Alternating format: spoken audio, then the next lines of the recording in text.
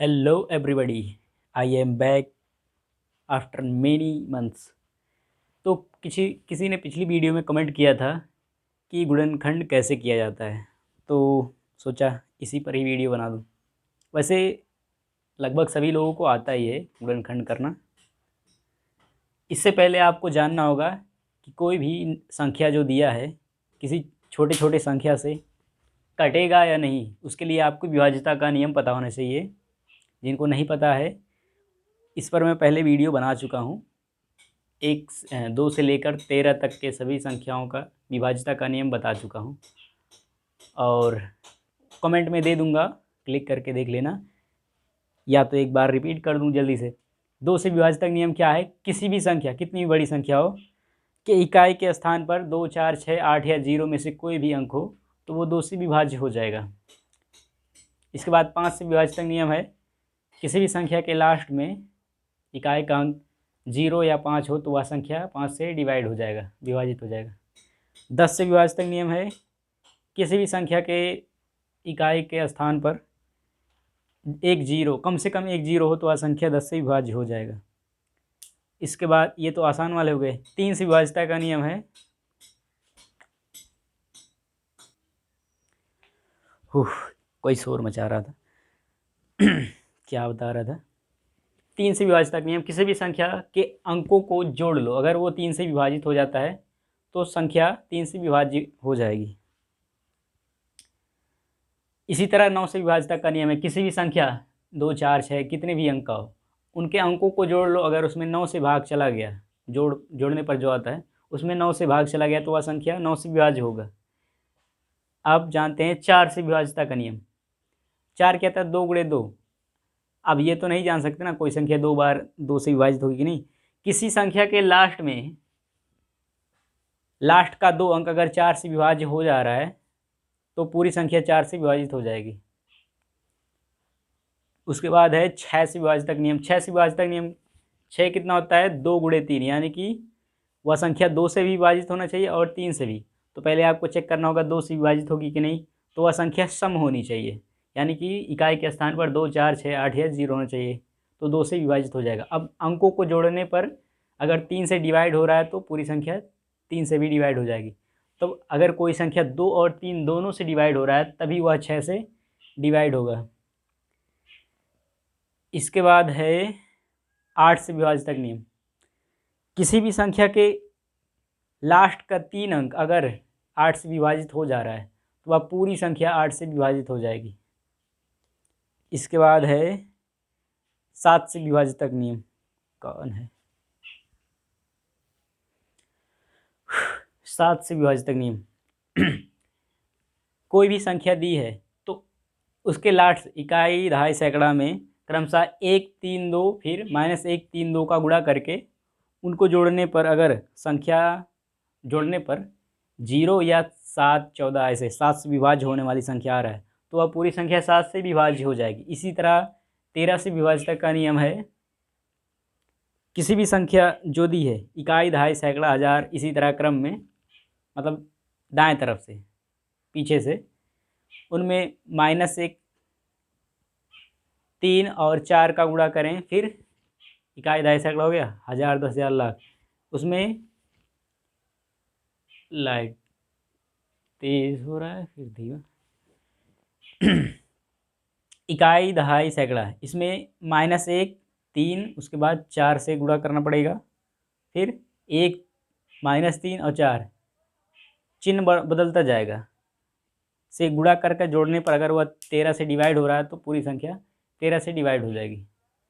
और 11 से विभाज्यता का नियम है, इकाई, दहाई, सैकड़ा को क्रमशः 1, -1, 1, -1 से गुणा करके जोड़ते हैं, यानी कि जैसे मान लो कोई संख्या ऐसे दिया है,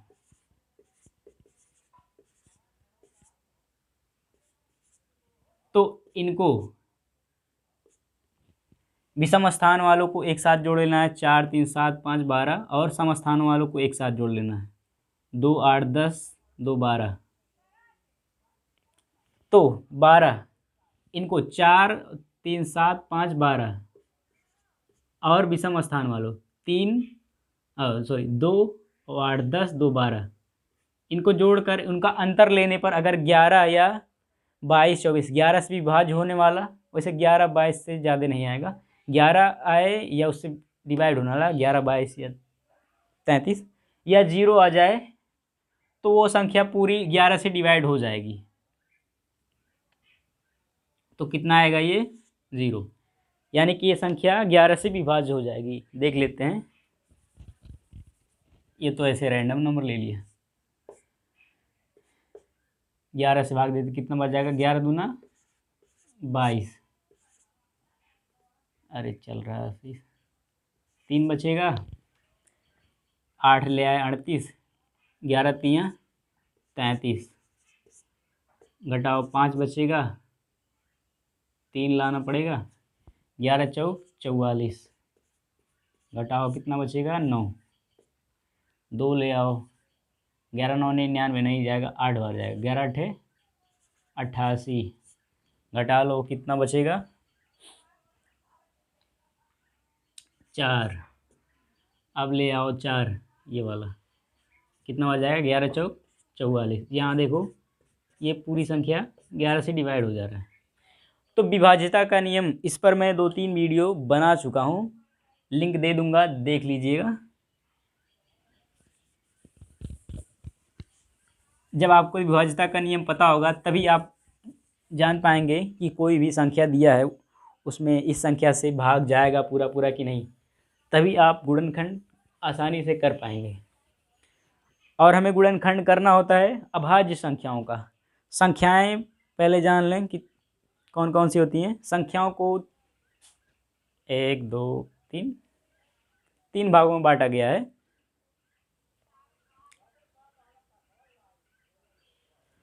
तीन नहीं, कई भाग हैं, 4 भाग में। वैसे जानकारी के लिए ज़्यादा लोग को जानकारी नहीं थी, हायर क्लासेस में होती। पहला होता है सम संख्याएं, जिन संख्याओं में 2 से भाग चला जाए, जिनको 2 भाग में पूरा पूरा 2 भाग में बांटा जा सके।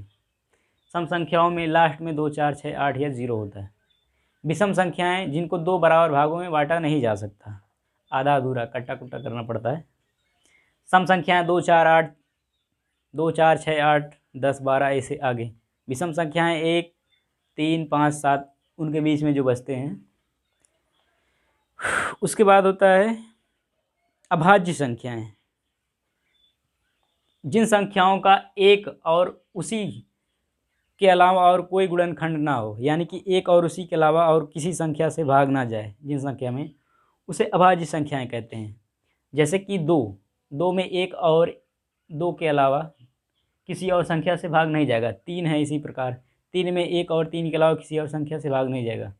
4 अभाज्य नहीं है, इसमें 4 और 1 के अलावा 2 से भी भाग चला जाएगा। तो अभाज्य संख्याएं क्या हैं, जिसके केवल 2 ही गुणनखंड होंगे, वह संख्या खुद और एक।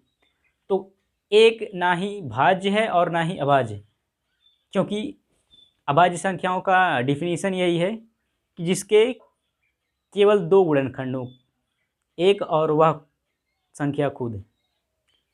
तो एक का गुणनखंड एक से ही केवल उसमें भाग जाएगा और कोई नहीं, तो वो अभाज्य नहीं है और ना ही भाज्य है।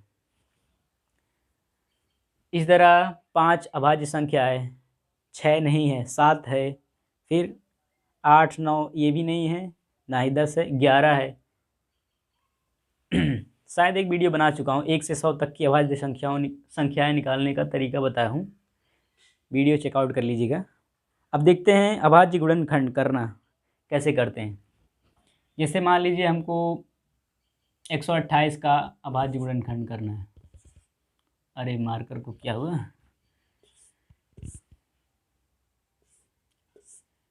लास्ट में कितना है 8 है, यानी कि 2 से भाग जाएगा। 2 छक 12, 2 चौक 8, अभी लास्ट में 4 है, यानी कि सम है, 2 से भाग जाएगा। 2 3 6, 2 दूना 4, फिर 2 से भाग जाएगा। 2 1 कम 2, 2 छक 12, अभी भी जाएगा। 2 8 16, 2 चौक 8, कितना बड़ा जाएगा, 2 दूना 4, फिर 2 से 2 1 कम 2, तब ये हो गया इसका गुणनखंड। तो इसको इस तरह लिख सकते हैं 128 बराबर 2 गुणे 2, कितना बार है, 1 2 3 4 5 6 7, 2 गुणे 2 गुणे दो गुणे दो गुणे कितना हो गया, 1 2 3 2 5 2 7 7 12, या इसको इस तरह भी लिख सकते हैं 2 के घात 7, 2 के पावर 7। इसी तरह मान लीजिए 144 का गुणनखंड करना है, तो अभाज्य गुणनखंड करना है। इसमें लास्ट में 4 है, यानी कि ये सम संख्या है, 2 से भाग जाएगा, 2 7 14, 2 दूना 4।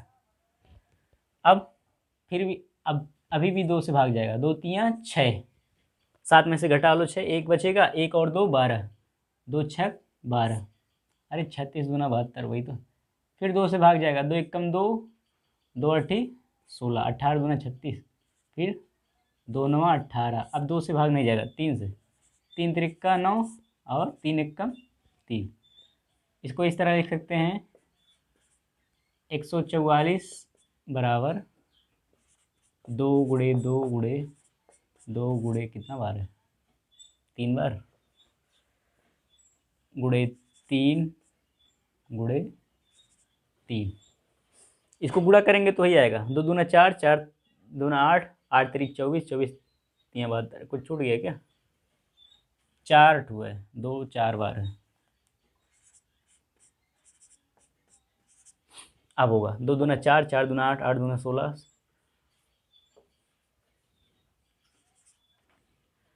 16 3 48, 48 3 144।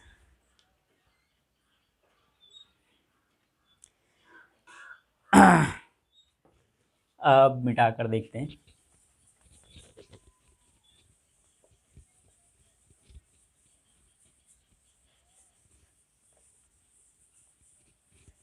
मैं बुक ले रहा हूँ क्लास 6 की, इसमें ढेर सारे संख्या मिलेंगे गुणनखंड करने के लिए। अभ्यास एक्सरसाइज 10C दिया है। चलो 204 का अभाज्य गुणनखंड करते हैं।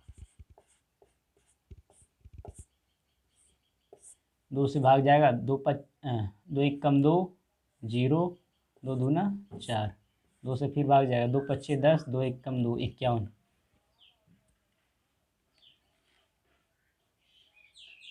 3 से भाग जाएगा, 5 1 6, जोड़ने पर 6 आ रहा है, 3 से भाग जाएगा, 3 1 कम 3, 5 में से 3 घटाओ 2 बचेगा, 2 और 1 21, 3 7 21, 17 अभाज्य है, तब ये 17 से ही कटेगा, 17 1 कम 17, तो क्या हो जाएगा 204 बराबर 2 गुणे 2 गुणे 3 गुणे 17।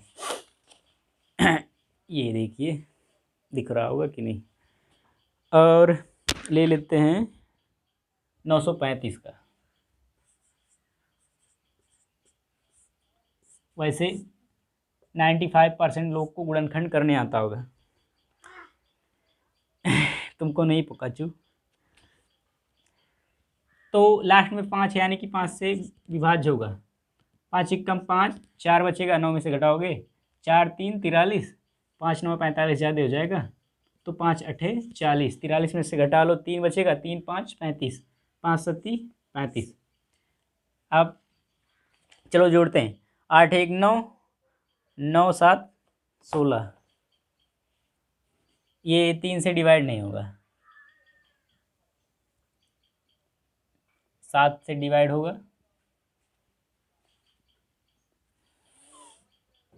7 दूना 14, 187।